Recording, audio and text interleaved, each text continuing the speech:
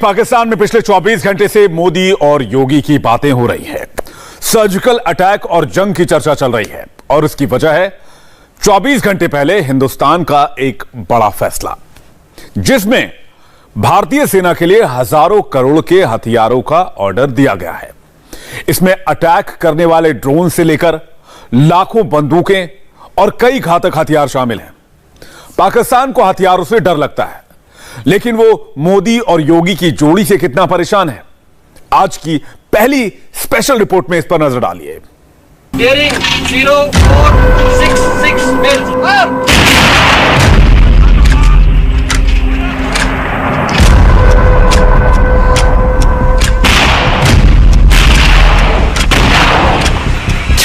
मैं आपको सबसे खतरनाक बात बताऊं, फॉरगेट ये जो कारगिल तो है ही है, जो पीएम मोदी ने जो सर्जिकल स्ट्राइक की थी पाकिस्तान, ये जो बालाकोट में, देखिए इंडिया ने इसको फेस किया है और अब उनकी इकोनॉमी, उनके दुनिया में इन्फ्लुएंस आप भी देख रहे हैं, मैं भी देख रहा हूं कैसे बढ़ रहा है। यानी इंडिया सेलिब्रेट कर रहा है अपनी फतह को, विनिंग को।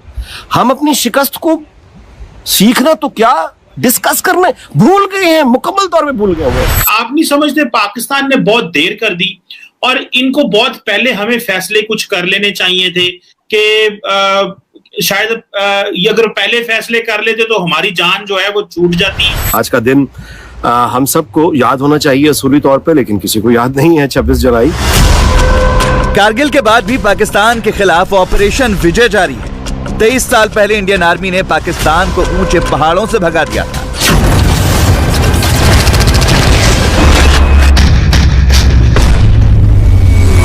कारगिल युद्ध में बटालिक और टाइगर हिल पर करारी हार पाकिस्तानी फौज अब तक नहीं भूली। युद्ध खत्म हो गया, पर हिंदुस्तान डिफेंसिव के बदले अटैकिंग बन गया।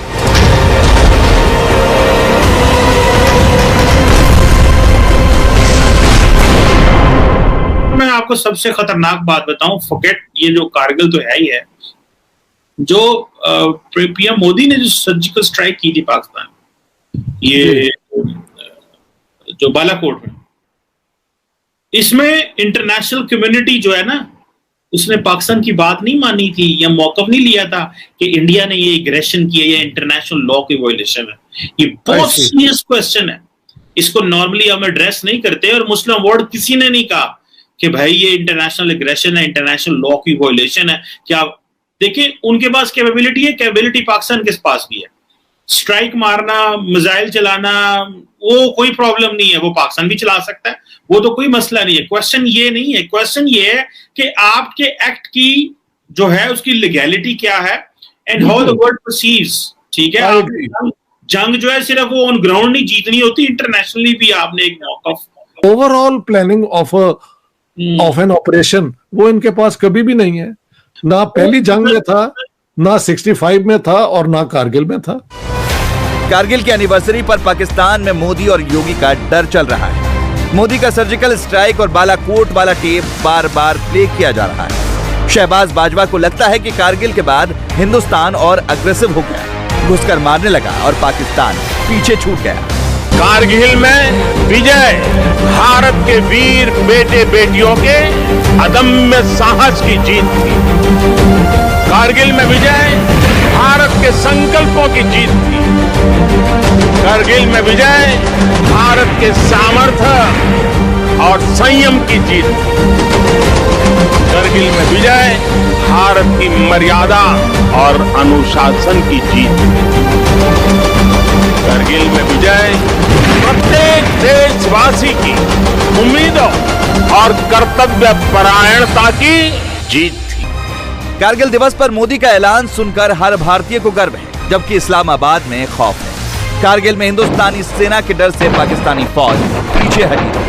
आजकल मोदी योगी से डरकर पाकिस्तान हर मोर्चा छोड़कर भाग रहा है। इस जोड़ी ने इस्लामाबाद को अपने कदम पीछे रखने के लिए मजबूर कर दिया है।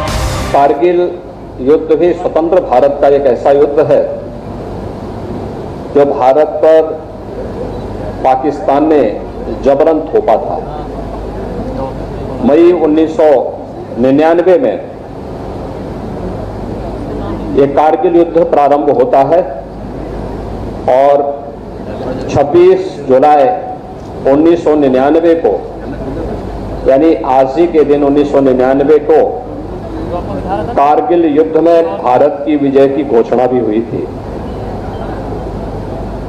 लेकिन इस विजय के साथ ही जहां पूरी दुनिया के अंदर पाकिस्तान एक्सपोज हुआ था कि यह कैसे भारत के अंदर घुसपैठ करता है, कैसे इसने भारत पर युद्ध जबरन थोपा है, कैसे पूरी दुनिया के लिए पाकिस्तान अपने आप में एक सिरदर्द बना हुआ है।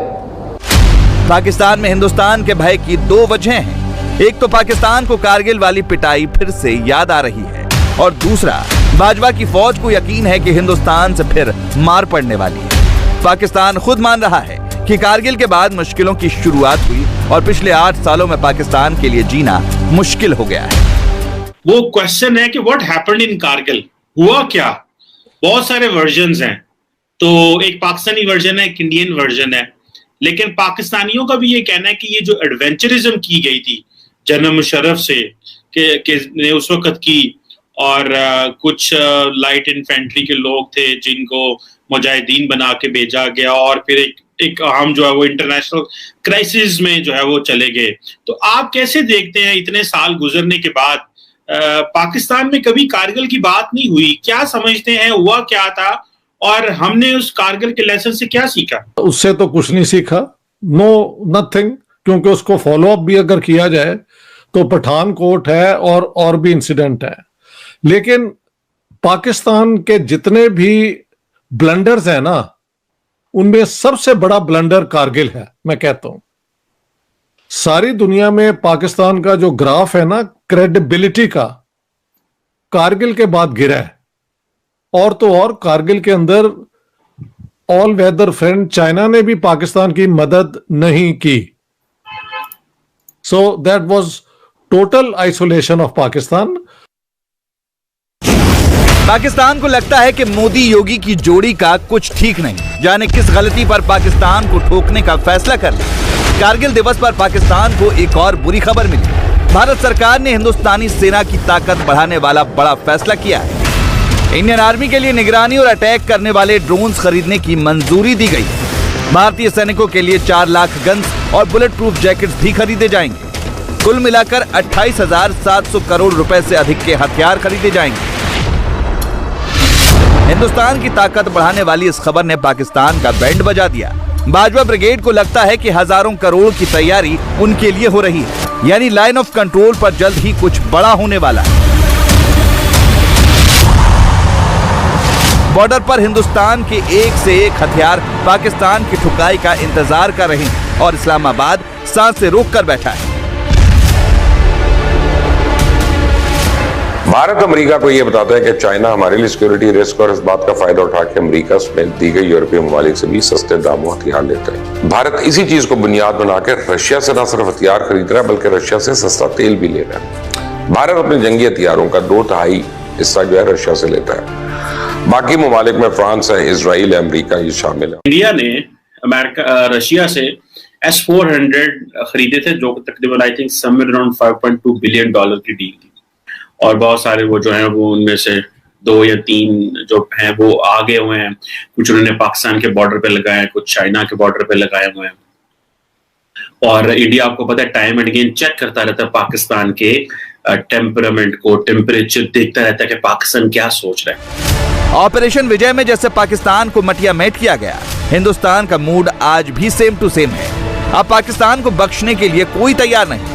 इन सब के बीच पाकिस्तान का माहौल एकदम डिफरेंट है। चाहे कुछ भी हो जाए, पाकिस्तान ना तो गलतियों से सबक लेता है और ना ही गलतियां दोहराना बंद करता है। देखिए, इंडिया ने इसको फेस किया है और अब उनकी इकोनॉमी, उनके दुनिया में इन्फ्लुएंस आप भी देख रहे हैं, मैं भी देख रहा हूं कैसे बढ़ रहा है। अच्छा, इंडियंस की दो बातें सुनाता हूं। वो कहते हैं यार आज तक जितनी जंगें पाकिस्तान ने शुरू की हैं कभी सामने से आके नहीं की, जिस तरह के आप अपने आप को बहुत दलेर समझते हैं। Every time you send some people मुजाहिदीन के कपड़ों में होते आपके अपने वो रेगुलर भी हैं उनके अंदर।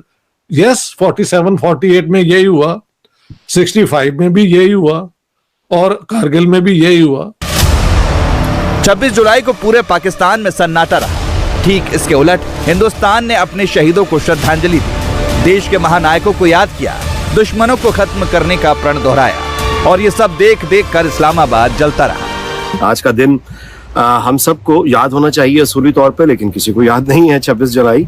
ना ही आज के दिन की सिग्निफिकेंस कहीं मीडिया पर है, ना ही हमारी इज्तिमाई याददाश्त में है, ना ही हम जानना चाहते हैं कि आज के दिन क्या हुआ था। लेकिन अगर भारत की जानिब देखें तो वहां पे आपको आज 26 जुलाई को बड़ी खुशी मिलेगी।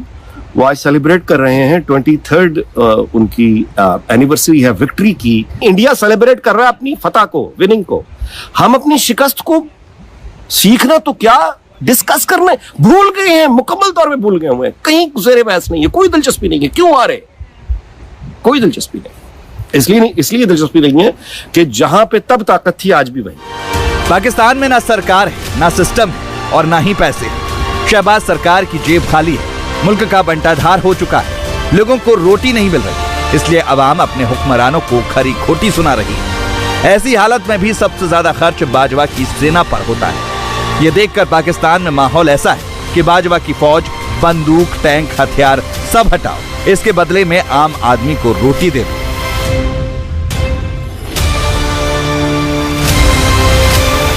लोगों ने क्या करना है इन टैंकों का, लोगों ने क्या करना है इन बंदूकों का, लोगों ने क्या करना है इन बिल्डिंग्स का, अगर ये बिल्डिंग्स लोगों को रोटियां नहीं खिला सकते। तो ये बहुत बड़ा क्राइसिस है जिसका पाकिस्तान, जिसे आप कह लें कि हम लोग उसमें फंस चुके हुए हैं और हमें बाहर से भी कोई उम्मीद नहीं है। गवर्नमेंट ने कल फैसला किया है कि हम अपने सारे एसेट्स जो हैं, जो मेजॉरिटी ऑफ द एसेट्स हैं, वो हम दे रहे हैं। किसको दे रहे हैं? वो बेचने लगे हैं गवर्नमेंट। अगर वो नहीं बेची तो मसाइल किधर जाएंगे? पाकिस्तान छाती पीट पीट कर रो रहा है। कारगिल से बालाकोट तक इंडिया का ट्रांसफॉर्मेशन देखकर पाकिस्तान को भरोसा नहीं हो रहा। नया हिंदुस्तान खुलकर खेलता है, एग्रेसिव रहता है, घर में घुसकर मारता है। साल 1999 के हिंदुस्तान ने कारगिल में पाकिस्तान का मुकाबला करते हुए LOC क्रॉस नहीं किया था। तब इंडियन एयरफोर्स को LOC पार जाने की इजाजत नहीं थी। जबकि 2019 के हिंदुस्तान ने पाकिस्तान के बालाकोट में बम गिराया। भारतीय वायुसेना के फाइटर जेट्स ने सीमा पार करके टेरर टारगेट उड़ा दिया। मैसेज क्लियर है, मोदी के हिंदुस्तान का एक ही मंत्र है, पाकिस्तान को कभी माफ मत करो, पाकिस्तान पर कभी भरोसा मत करो। ऐसा सबक सिखाओ कि दुश्मन डर कर रहे। पाकिस्तान जब भी गलती करे उसके घर में घुसकर मारो और सीमा पार से हमले का इंतजार किए बगैर आगे बढ़कर अटैक करो। युद्ध सरकारें नहीं लड़ती, युद्ध पूरा देश लड़ता है। सरकारें आती जाती रहती हैं, लेकिन देश के लिए जो जीने और मरने की परवाह नहीं करते, वो अजर अमर होते हैं। सैनिक आज के साथ ही आने वाली पीढ़ी के लिए अपना जीवन बलिदान करते हैं। हमारी आने वाली कल सुरक्षित रहे, उसलिए वो अपनी आज स्वाहा कर देता है। हिंदुस्तान का पराक्रम देखकर पाकिस्तान का माइंडसेट बदल रहा है। पाकिस्तान में सरकार और फौज दोनों पर दिल्ली का खौफ सवार है। हिंदुस्तान ने हर मोर्चे पर पाकिस्तान का ऐसा पेंच कसा कि इस्लामाबाद की सांसें रुक रही हैं। तभी फिर पाकिस्तान ने हाफिज सईद को सजा दी है FATF में से बचने के लिए। तो ये जो आप समझते हैं, आप नहीं समझते पाकिस्तान ने बहुत देर कर दी और इनको बहुत पहले हमें फैसले कुछ कर लेने चाहिए थे कि शायद ये अगर पहले फैसले कर लेते तो हमारी जान जो है वो छूट जाती। शेख रशीद ने खुद ही कह दिया कि देखो जी, इन्होंने बता दिया था कि अजमल वो जो है कसाब वो पाकिस्तानी है। ये अभी रिसेंटली हुआ है और ये सारी उम्र कहते रहे हैं कि वो तो पाकिस्तानी नेशनल ही नहीं था। आपके अपने होम मिनिस्टर ने यह कह दिया यार। उस दिन इंडियन मजाक उड़ा रहे थे कि यार एक दिन आपके अपने मिनिस्टर ने ये एडमिट कर दिया। So you see this doesn't work international politics में। हिंदुस्तान की जंगी तैयारी ने पाकिस्तान की टेंशन में इजाफा कर दिया और मोदी योगी की जोड़ी के सामने पाकिस्तान की शामत आई। इंडिया टीवी हर वक्त हर जगह डाउनलोड करने के लिए सर्च करें India TV news Google play store या ऐप स्टोर पर।